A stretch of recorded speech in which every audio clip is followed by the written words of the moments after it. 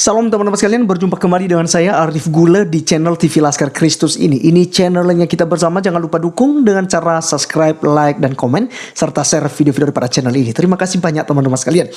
Kali ini kita akan membahas tentang kisah Jela yang beberapa waktu yang lalu teman-teman sekalian sah menjadi Kristen ya. Kalau selama ini dia main TikTok itu belum jadi Kristen ya. Tetapi setelah dia menonton film Jumat Agung, di mana film Tuhan Yesus itu berjudul The Passion of Christ yang sadis sekali teman-teman sekalian, diperagakan ya. Ya akhirnya dia tersentuh dan dia mungkin pelajari ya, menurut kesaksiannya dia mempelajari tentang kalimat-kalimat, pengajaran-pengajaran dan mujizat serta pengakuan Tuhan Yesus Kristus sebagai Allah yang sejati. Akhirnya dia putuskan untuk menjadi seorang Kristen, pengikut Yesus Kristus. Teman-teman, mari kita langsung saja untuk melihat videonya yang ada berikut ini.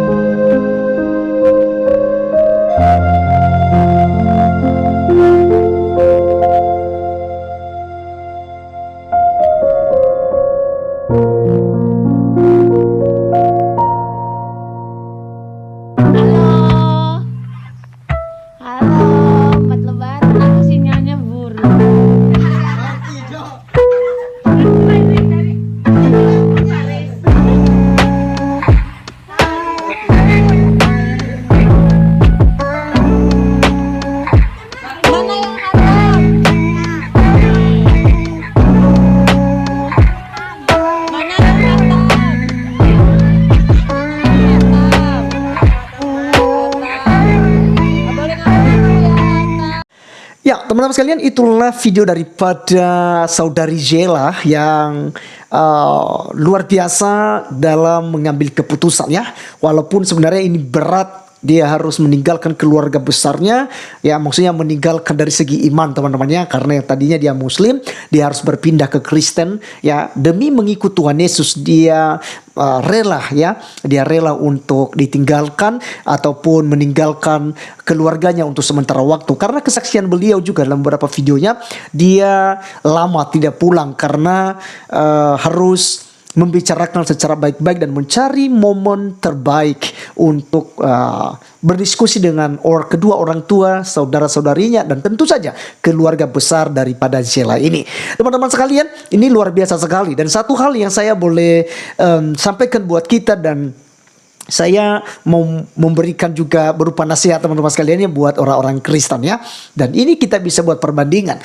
Ada banyak sekali teman-teman sekalian yang dari Kristen pindah ke agama Islam, itu mereka tidak lagi bersekutu dengan keluarga mereka, ya. Mereka tidak mau mengucapkan selamat hari Natal kepada papa mamanya, kepada adik kakaknya, kepada kerabatnya, ya, saudara-saudarinya yang lain.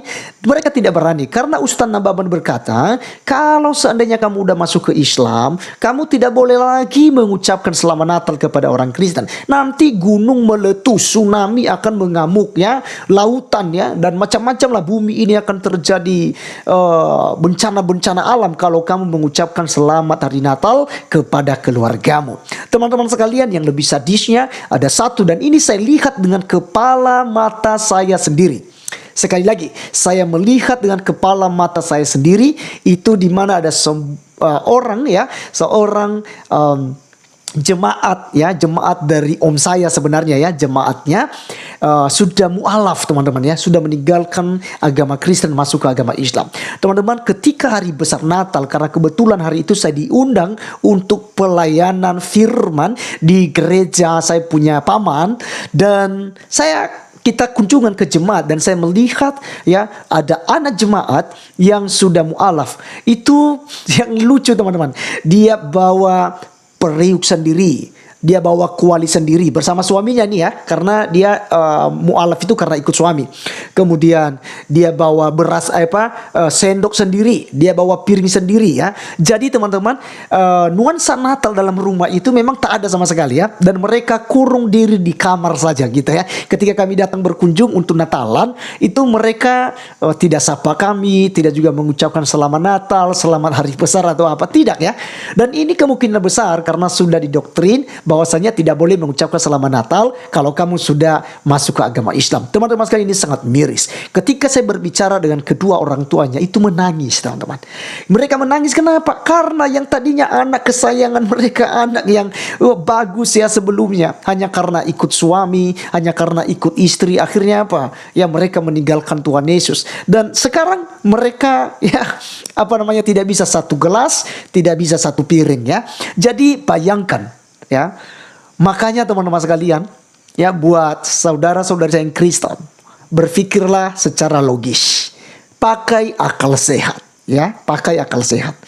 Di dalam kekristenan, ajarannya penuh dengan kasih sayang. Dan juga di dalam kekristenanlah ada jalan menuju surga. Karena hanya Yesus Kristus yang berkata, akulah jalan, kebenaran, dan hidup. Tidak ada satupun yang bisa datang kepada Bapa kalau tidak melalui aku. Periksa di sejarah manapun, nabi-nabi manapun, kitab suci manapun, tidak ada yang berkata akulah jalan, kebenaran, dan hidup, ya. Pada dasarnya semua para nabi hanya memberitahukan, hanya memberitahu inilah jalan, ini yang harus kita lakukan untuk memuji memuliakan Tuhan. Tetapi Yesus sendiri katakan bahwa dialah jalan keselamatan itu. Teman-teman, kita kembali kepada Zela, di mana Zela walaupun dia bukan lagi Islam, tetapi dia menghormati orang tuanya. Sebab hukum Taurat berkata, hormatilah ayah dan ibumu supaya lanjut umurmu di tanah yang sudah diberikan oleh Tuhan Allahmu kepadamu. Teman-teman sekalian, itu juga wajib dilakukan. Zela melakukan tugasnya sebagai anak, menghormati ayah dan ibunya. Walaupun saat ini sudah berbeda iman, tetapi dia tetap menghormati, dia tetap menghargai keluarganya. Teman-teman, ini harus dilakukan karena ajaran kekristenan tidak mengharamkan segala sesuatunya, tidak membenci siapapun, ya, harus mengasihi, termasuk orang tua. Dan kita lihat teman-teman sekalian di video tadi, dia memeluk ayahnya, memeluk mamanya, memeluk adiknya, gitu, ya, dan pastinya dengan keluarga-keluarga yang lain. Terima kasih. Kali ini mari kita melihat, ya, satu bagian firman Tuhan sebagai penutup video ini. Roma 12 ayat 9 sampai 17 teman-teman sekalian, ya. Dengan perikop nasihat untuk hidup dalam kasih. Saya akan bacakan, semoga saudara diberkati, ya. Hendaklah kasih itu jangan pura-pura. Jauhilah yang jahat dan lakukanlah yang baik. Hendaklah kamu saling mengasihi sebagai saudara dan saling mendahului dalam memberi hormat. Janganlah hendaknya kerajinanmu kendor. Biarlah rohmu menyala-nyala dan layanilah Tuhan. Bersukacita dalam pengharapan, sabarlah dalam kesesakan, dan bertekunlah dalam doa. Bantulah dalam kekurangan orang-orang kudus, dan usahakanlah dirimu untuk selalu memberikan tumpangan. Berkatilah siapa yang menganiaya kamu, berkatilah dan jangan mengutuk. Bersukacitalah dengan orang bersukacita, dan menangislah dengan orang yang menangis. Hendaklah kamu sehati sepikir dalam hidupmu bersama. Janganlah kamu memikirkan perkara-perkara yang tinggi, tetapi arahkanlah dirimu kepada perkara-perkara yang sederhana. Janganlah menganggap dirimu pandai. Janganlah membalas kejahatan dengan kejahatan. Lakukanlah apa yang baik bagi semua orang.